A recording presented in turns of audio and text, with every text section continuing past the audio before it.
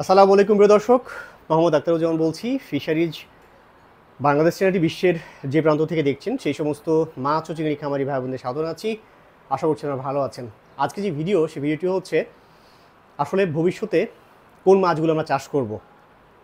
স্বাভাবিকভাবে প্রশ্ন আসছে আপনাদের যে তাহলে কি আমরা এখন যে মাছগুলো চাষ করা দরকার সেগুলো চাষ করছি না? তো আমার উত্তর হচ্ছে না।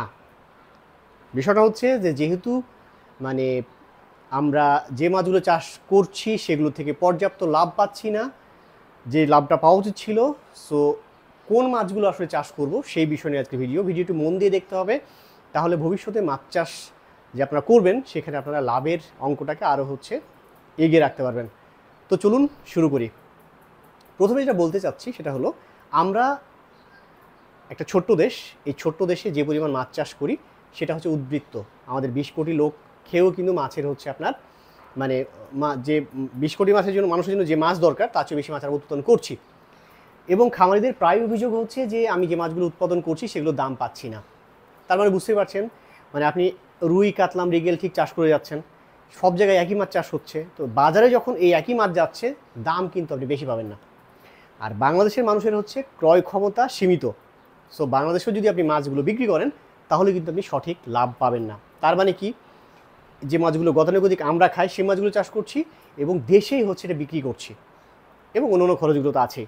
তার মানে মেইন সমস্যা হচ্ছে যে আমরা একই ধরনের মাছ চাষ করছি, যে মাছগুলো আমরা খাই, এবং সেটা দেশে বিক্রি করছি, এবং এই জন্য আমাদের লাভের পরিমাণটা বেশি হচ্ছে। তো ভবিষ্যতে কোন মাছগুলো চাষ করব যার জন্য আমি দাম পাবো, কোন মাছগুলোর বিশ্বের মার্কেটের চাহিদা আছে, তো সেই মাছগুলো চাষ করতে হবে। আমাদেরকে প্রথম যে কাজটা করতে হবে, মাছের প্রসঙ্গে আসছি যে কোন মাছগুলো চাষ করব, আমাদের প্রথম যে কাজটা করতে হবে সেটা হচ্ছে আমাদের অবশ্যই মাছ দেশের বাইরে রপ্তানি করতে হবে। মনে রাখবেন যে আপনি একটা মাছ উৎপাদন করলেন, সেটা যদি দেশে বিক্রি করেন, ওই যে বললাম বাংলাদেশের মানুষের ক্রয় ক্ষমতা কম, বেশি দাম দিয়ে মাছ কিনতে পারবে না। তার মানে কি, আপনি যে মাছটা উৎপাদন করলেন সেই মাছটা বিক্রি করে কিন্তু ভালো টাকা আর্ন করতে পারবেন না। তার মানে কি, আপনার দেশের বাইরে রপ্তানি করতে হবে। বাংলাদেশের যে অবকাঠামো, বাংলাদেশের যে অবস্থা, তাতে কোনো মতেই আপনি নিজে যদি উদ্যোগ না নেন তাহলে এই দেশের বাইরে রপ্তানি করা আপনার নিজের পথটা নিজেকে বের করতে হবে। আমাদের দেশের ইনফ্রাস্ট্রাকচার, সরকার ব্যবস্থা এমন যে এইসব বিষয় নিয়ে কিন্তু মাথা ব্যথা খুব কম, ঠিক আছে?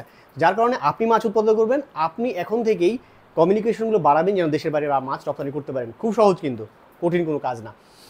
আমি আস্তে আস্তে এগুলো নিয়ে আরও ভিডিও করব যেন আপনাদের কাজে লাগে। আমরা প্রথমে যেটা বলবো সেটা কোন কোন মাছগুলো আমরা চাষ করব সেটা নিয়ে কথা বলি। তো চাষকৃত সামনে যে মাছগুলো, তার মধ্যে প্রথম যে তালিকায় আমি রাখবো সেটা হচ্ছে লাল তেলাপিয়া। লাল তেলাপিয়া সারা পৃথিবীতে বলা হয় যে এটা একটা চিকেন বা মুরগি। সারা পৃথিবীতে তেলাপিয়া সব দেশের মানুষ খায়। তো এই তেলাপিয়াগুলোর মধ্যে আমরা যে তেলাপিয়া চাষ করছি এখন, কালো ধরনের তেলাপিয়া চাষ করছি, কালো রঙের তেলাপিয়া চাষ করছি, অর্থাৎ মোজাম্বিক তেলাপিয়া, তারপরে নাইলোটিকেট করছি। এই তেলাপিয়ার কিন্তু দেশের বাইরে বাজার মূল্য বেশি না। সবচেয়ে বেশি চাহিদা আছে যে মাছটার, সেটা হচ্ছে লাল ধরনের যে তেলাপিয়া, লাল রঙের যে তেলাপিয়া, সেটা তেলাপিয়া সারা পৃথিবীতে খুব। এবং যারা টাকাওয়ালা কান্ট্রি, টাকাওয়ালা দেশ কোনগুলো, ইউএসএ, ইউএসএ, কানাডা, তারপরে মধ্যপ্রাচ্য বা কী বলবো ইউরোপিয়ান যে কান্ট্রিগুলো আছে, এদের ক্রয় ক্ষমতা বেশি, এদের টাকা পয়সা বেশি, এরা এই লাল তেলাপিয়া খায়। তার মানে চায়না থেকে যে পরিমাণ লাল তেলাপিয়া সারা পৃথিবীতে রপ্তানি হচ্ছে, এটা আপনি আসলে ভাবতেও পারবেন না। তার মানে কি, আপনাকে লাল তেলাপিয়া চাষের দিকে মনোযোগী হতে হবে। আমরা যে কালো তেলাপিয়া চাষ করছি আমাদের দেশের চাহিদা মিটাক, আমি কিছু লাল তেলাপিয়া চাষ করবো যেগুলো আমি রপ্তানি করব। তার মানে নাম্বার 1-এ রাখছি আমি লাল তেলাপিয়া মাছকে চাষ করার জন্য। 2 নম্বর মাছ কি, কোনটা চাষ করব? বাগদা। আপনারা অনেকেই হয়তো অবাক হচ্ছেন বাগদার কথা আমি কেন বলছি। বাগদা এই শিল্পটাকে হয় আমরা শেষ করেছি অথবা শেষ করে দেওয়া হয়েছে। বাগদার যে শিল্প আমাদের এত সুনাম ছিল, এটা হয় পরিকল্পিত করে শেষ করে দেওয়া হয়েছে অথবা আমরা নিজেরাই এই জন্য দায়ী। বাগদা সারা পৃথিবীতে সবচেয়ে সুস্বাদু একটা চিংড়ি, যেটা আমাদের একটা গোল্ডেন বাজার ছিল সারা পৃথিবীতে। আমরা এটা মাছ রপ্তানি, এই বাগদাটা রপ্তানি করতে পারতাম। যেভাবেই হোক না কেন এই শিল্পটাকে আমরা ধ্বংস করে ফেলেছি। এখনও পর্যন্ত বাগদার যে স্বাদ পৃথিবীর অন্য চিংড়ির স্বাদের কাছাকাছি নাই। 2 নম্বর, যে কোনো মূল্যে আমরা বাগদাকে চাষের আওতায় নিয়ে আসবো, নিয়ে এসে এটাকে আবার আমরা বাইরে রপ্তানি করব। তাহলে আমরা এটার যে বাজার মূল্য সেটা হচ্ছে মানে মানে অকল্পনীয়, আমরা হয়তো ভাবতে পারছি না। আমরা এখন যে অবস্থায় আছি এখান থেকে বের হতে হবে এই বাগদা চাষের ক্ষেত্রে। বাগদার পরে আসছি গলদা, অর্থাৎ গলদারও ভালো মূল্য আছে, কিন্তু বাগদা আমি 2 নম্বরে রেখেছি। গলদাও হচ্ছে আমাদের আস্তে আস্তে আস্তে আস্তে চাষ করতে হবে। 4 নম্বরে কোন মাছটা রাখবো? 4 নম্বরে হচ্ছে কোরাল, ভেটকি। এটাও কিন্তু সারা পৃথিবীতে খাওয়া হয় এবং ভালো দামি একটা মাছ। এই কোরাল বা ভেটকি সারা পৃথিবীতে প্রচুর খাওয়া হয়। এই কোরাল বা ভেটকিকে আবার স্বাদুবনেতেও চাষ করা যায়। শুধু সেটা না, যে কোনো মাছকে কিন্তু স্বাদুবনের মাছ, লোনাপানির মাছকে স্বাদুবনেতে চাষ করা সম্ভব। এগুলো নিয়ে আমার ভিডিও আছে, আপনারা দেখতে পারেন। তো এই যে কোরাল, সেটাও কিন্তু অনেক দামি একটা মাছ এবং সারা পৃথিবীতে হচ্ছে আপনার রপ্তানি হয়। তো আমরা এই ভবিষ্যতে এই কোরালকে চাষ করার ব্যাপারে আমাদের হচ্ছে একটা ভালো মাথায় রাখতে হবে, এবং ওই যে বললাম রপ্তানি কীভাবে করতে হবে এটা আমাদের এখন থেকে ভাবতে হবে, এবং আমরা এগুলো নিয়ে আগাবো।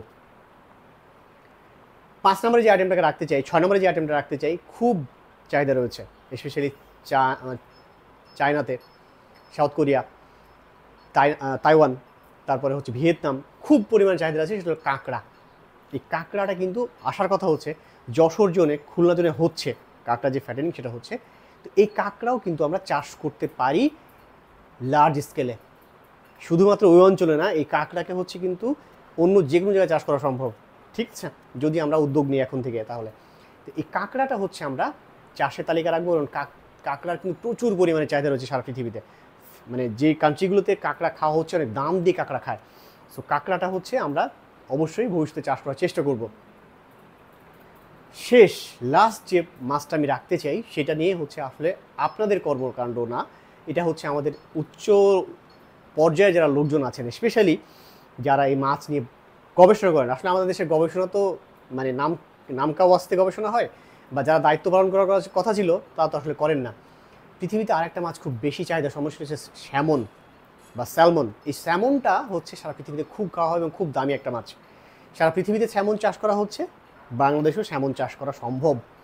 আমরা যদি বাড়ি থেকে নিয়ে আসি এর পোনা, যদি চাষের উপযুক্ত পরিবেশ, আমাদের প্রচুর পরিমাণে হচ্ছে আপনার উপকূলীয় অঞ্চলে প্রচুর চাষের জায়গা আছে যেখানে খাঁচায় এই স্যামনটা চাষ করা যায়, বা সমুদ্রেও খাঁচা তৈরি করে এই স্যামনটা চাষ করা যায়।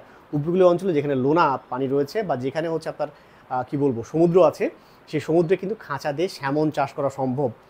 এই স্যামনটাকে নিয়ে এসে আমরা আমাদের দেশে চাষের উপযোগী করতে পারি। এই স্যামনের প্রচুর মার্কেট সারা পৃথিবীতে, প্রচুর স্যামন খাওয়া হচ্ছে সারা পৃথিবীতে। সো এই যে কয়টা মাছ আমরা হচ্ছে বললাম, আপনারা অবশ্যই ভবিষ্যতে মাছ চাষের তালিকায় রাখবেন।